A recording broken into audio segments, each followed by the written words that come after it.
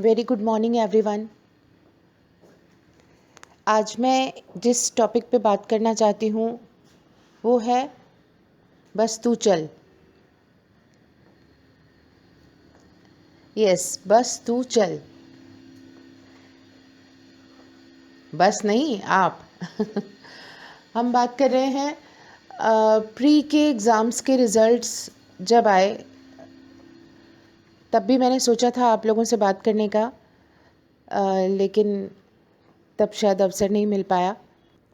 बहुत से स्टूडेंट्स जो कि प्री के रिज़ल्ट से उम्मीद लगा के बैठे थे कि हमारा सिलेक्शन निश्चित रूप से होगा, और कट ऑफ बहुत हाई चली गई, कुछ 1 नंबर से, कोई 5 नंबर से। इस तरह से स्टूडेंट्स जो हैं वो प्री का एग्ज़ाम क्रैक नहीं कर पाए, बहुत डिसअपॉइंट हुए।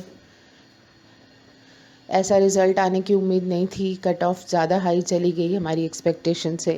सो अब डिप्रेशन, फिर वापस ज़ीरो से शुरुआत,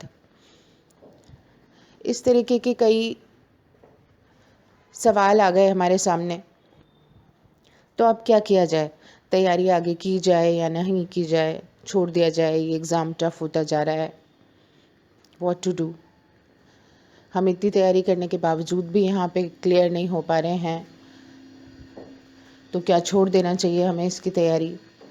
ये कुछ सवाल आप सभी लोगों के जो मेरे सामने बार बार आए, तो मुझे लगा कि इन सवालों का कुछ हल ढूंढना चाहिए। सबसे पहली बात, अगर हम प्री के एग्ज़ाम में क्लियर नहीं हो पाए हैं तो अभी हमने एक लास्ट सीडी, मतलब प्री के बाद मेंस और फिर इंटरव्यू, ये 3 स्टेप्स क्लियर करने के बाद आपको आपकी मंजिल मिलनी थी। तो आपको ये मानना चाहिए कि इस बार का प्री अगर क्लियर नहीं हुआ तो मेरे लिए 2 और स्टेजेस जो क्रॉस करनी थी, मेंस और इंटरव्यू, उसकी बजाय अब मुझे 3 और स्टेजेस क्रॉस करने, यानी टोटल अब मेरा ये अभी फर्स्ट अटेम्प्ट निकल गया, तो अब मेरे लिए अब 3 नहीं 4 स्टेप्स हैं क्लियर करने के लिए। जो सीढ़ियाँ 3 थी आपके लिए प्री मेंस इंटरव्यू, उसकी जगह वो 4 स्टेप हो गए। बस इतना ही फ़र्क पड़ा कि एक सीढ़ी और चलनी है हमें। तो हमें प्री का एग्ज़ाम दोबारा उतनी ही मेहनत के साथ, उतनी ही ज़ील के साथ, बेहतरीन तैयारी के साथ देना चाहिए। क्विट नहीं करना चाहिए। आपको ये मान के चलना चाहिए कि बस एक कदम मेरा और बढ़ गया, मेरे जो स्टेप्स हैं उसमें मुझे एक स्टेप और लेना है, क्योंकि अगली 2 स्टेजेस तो अभी आपको वैसे भी क्रॉस करनी थी। आप अगर इस प्री के एग्ज़ाम को क्लियर कर भी जाते तो आपको मेंस और इंटरव्यू ये दोनों फेस करने थे। तो आप ये मान के चलिए कोई बात नहीं, मेरे लिए 3 की जगह 4 स्टेजेस हो गई हैं। और आप अगर अभी 1 मार्क्स से रहे हैं, 4 मार्क्स से रहे हैं, 10 मार्क्स से भी रहे हैं, डजेंट मैटर। कई लोग तो अभी ज़ीरो से शुरुआत करने वाले हैं, फ्रॉम द बिगिनिंग। तो आपने तो बहुत यात्रा तय कर ली है, आप यहाँ तक ले आए हैं अपने मार्क्स। तो आप उन कितने ही कॉम्पिटिटर्स से आगे हैं जो अब शुरुआत करने जा रहे हैं। What about them? आपका उनके बारे में क्या कहना है जो अभी लॉ कर रहे हैं, जिन्होंने अभी एक बार भी अटेम्प्ट नहीं दिया, जो अब आपके कॉम्पिटिटर अब आगे बनने जा रहे हैं? वो तो अभी नहीं घबरा रहे। एक्चुअली वो नहीं घबरा रहे जिन्होंने शुरुआत ही नहीं करी है, वो ज़ीरो पे खड़े हैं। वो शुरू करेंगे अपनी यात्रा अब। और आप जो कि 60 पे आ गए, 65 पे आ गए, 68 पे आ गए, 70 पे आ गए, और उसके बावजूद भी आपको ऐसा लग रहा है कि अब क्विट कर देना चाहिए क्योंकि इस बार के एग्ज़ाम में हम 1 नंबर, 2 नंबर, 5 नंबर से रह गए हैं। है ना कमाल की बात? आप तो यहाँ तक पहुँच चुके हैं, तो आपके लिए तो ये क्वेश्चन होना ही नहीं चाहिए कि क्विट करना है। आपको तो सिर्फ थोड़ी सी अपनी गति को तेज़ करना है, स्ट्रेटजी को देखना है कि हमें किस तरीके से इस एग्ज़ाम को क्रैक करना है। अभी तक आपने टारगेट 70 का बनाया था इन जनरल कैटेगरी, अब आपको 10 मार्क्स और बढ़ाने हैं। वो किस तरीके से बढ़ाने हैं, अप्रोच क्या रखनी है तैयारी की, अपनी रणनीति दोबारा बनाइए। इस बार के एग्ज़ाम में हम कहाँ फेलियर हो गए, कहाँ कमी रह गई है, उसे ढूंढें और वापस लड़ें। क्योंकि अब आपको ज़्यादा दौड़ कहाँ करनी है, आपके लिए तो सिर्फ हार्डली कुछ ही नंबर का सवाल है। आप इतनी दूरी तो तय करके आए ही हैं, आपने इस एग्ज़ाम में अच्छा स्कोर किया है, अच्छी तैयारी की और अच्छा स्कोर भी किया। अब आपको कुछ मार्क्स और लेने की कोशिश करनी है। तो ये आपके लिए कोई बहुत बड़ा टास्क नहीं है उन लोगों के कंपैरिजन में जो कि फ्रॉम बिगिनिंग हैं, ज़ीरो से शुरू कर रहे हैं। लेकिन बस दिक्कत ये आ जाती है कि आप इस लेवल पे आके सोचते हैं कि चलिए अब यहाँ पे सफलता नहीं मिली तो अब हम दूसरे रास्ते की तरफ चलते हैं। तो फिर आपने अपने कॉम्पिटिटर के लिए जगह खाली कर दी, आप अपनी सीट उसे देना चाह रहे हैं। तो मैं ये कहना चाहती हूँ कि आपको अपनी प्रिपरेशन कंटिन्यू करनी चाहिए। पहले आप ये देखिए कि आपके इस एग्ज़ाम में, प्री एग्ज़ाम्स में कहाँ कमी रह गई है, क्यों हम मार्क्स अच्छे इसमें नहीं ज़्यादा स्कोर कर पाए और किस क्वेश्चन में हमें परेशानी आई, लैंग्वेज में आई, लॉ में आई, क्वेश्चन समझने में आई, और उस कमी को दूर करने की कोशिश कीजिए। निश्चित रूप से आप सफल होंगे, डेफिनेटली। देखिए, आप चलेंगे ही नहीं तो मंजिल तक कैसे पहुंचेंगे? आप रुक जाएंगे तो मंजिल तक कैसे पहुंचेंगे? आपको चलना है।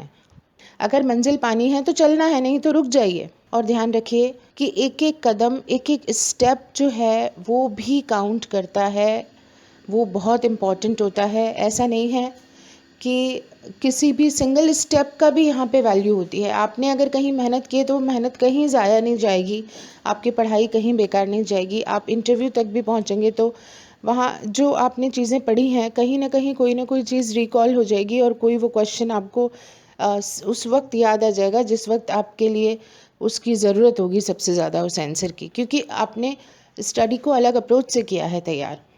कहते हैं ना, फर्स्ट डिज़र्व देन डिज़ायर। पहले हमें अपने आप को उस काबिल बनाना है जो हम पद हासिल करना चाहते हैं, अपने आप को डिज़र्विंग कैंडिडेट बनाना है। देन हमारी इच्छा अपने आप पूरी हो जाएगी, हमें वो सफलता मिल ही जाएगी। तो आप सिर्फ एक काम कीजिए कि अपने आप को निखारने में समय लगाइए। जितना हो सके आप ये ज्ञान के मोती जो हैं वो चुन चुन के अपने पास भरते जाइए। आज कोई नया केस लॉ पढ़ा, आज ये हमने, जब आप दोबारा बेयर एक्ट पढ़ते हैं, आपने एक चीज़ पढ़ ली है और फिर दोबारा जब आप उसी टॉपिक को लेते हैं तो आपको ज़रूर कोई ना कोई नई चीज़ उसमें फाइंड आउट हो जाएगी कि इस बात पे आपका पहले ध्यान नहीं गया था। तो आप कंसंट्रेशन के साथ पढ़िए, इंटरेस्ट लेके पढ़िए, उस सब्जेक्ट को एंजॉय करके पढ़िए, बजाय इसके कि हमने उसको एक बोझा मान लिया है, करना ही पड़ेगा, रटना ही पड़ेगा, एग्ज़ाम क्रैक करना है, ये हम भूल जाते हैं, एग्ज़ाम में हमको याद नहीं आता है। करना तो चाहते हैं आप आरजेएस का एग्ज़ाम क्लियर, आरजेएस की पोस्ट हासिल करना चाहते हैं, किसी भी अदर स्टेट की जुडिशरी के एग्ज़ाम को क्रैक करना चाहते हैं, बट आपको वहाँ जाने के बाद करना क्या पड़ेगा ये पता है ना? जजमेंट देना है, न्याय करना है। तो हमें अपने आप को उस पोस्ट के हिसाब से डिज़र्विंग बनाने के लिए क्या करना है? कंटिन्यूअसली स्टडी करनी है, कंसेप्ट को समझना है, लॉ के साथ दोस्ती करनी है, अपनी जितनी किताबें हैं, अपनी बुक्स, जितने भी बेयर एक्ट्स हैं, उन सबको पढ़ने की अप्रोच को बदलना है। अपने सिनेरियो आसपास की चीज़ों से लिंक करके सब्जेक्ट को पढ़िए, सब्जेक्ट को पढ़ने का अप्रोच बदलिए। केवल रट्टाफिकेशन थ्योरी पे काम मत कीजिए, क्योंकि आप जिस पद को संभालने जा रहे हैं वहाँ आपको आपकी ये अप्रोच ही काम आएगी। एग्ज़ाम तो क्रैक कर लेंगे आप, लेकिन आप अपने दृष्टिकोण को बदलिए, पढ़ने के तरीके को बदलिए, तो मंजिल आपको ज़रूर मिलेगी। मेरा ये मानना है कि जनरली आंसर्स आप सभी के पास अवेलेबल हैं, आप सबको आंसर आता है। आपने जिसने एक बार दो बार अच्छे से तैयारी की है, सारे सब्जेक्ट से गो थ्रू हो चुके हैं, पेपर भी आपने दिया है, तो आपको आंसर्स आते हैं। बट प्रॉब्लम ये है कि हमें क्वेश्चन नहीं आता है, हमें क्वेश्चन पढ़ना नहीं आता है, हम क्वेश्चन को ही ठीक तरीके से नहीं पढ़ते हैं। अगर हमने क्वेश्चन को ठीक तरीके से पढ़ा होता तो जवाब हमें मिल गया होता। इस बार के एग्ज़ाम में भी आपने देखा होगा कई ऐसे क्वेश्चंस आपको मिले होंगे कि जब आप एग्जामिनेशन हॉल से बाहर निकले हैं तो आपको ये पता चला कि ये क्वेश्चन मुझे आता था, मैंने गलत कर दिया है, इसको मार्क। एग्जामिनेशन प्रेशर है, या कंसंट्रेशन नहीं हो पाया, या मैंने ठीक से क्वेश्चन को नहीं पढ़ा, मैंने इसे कुछ और समझा।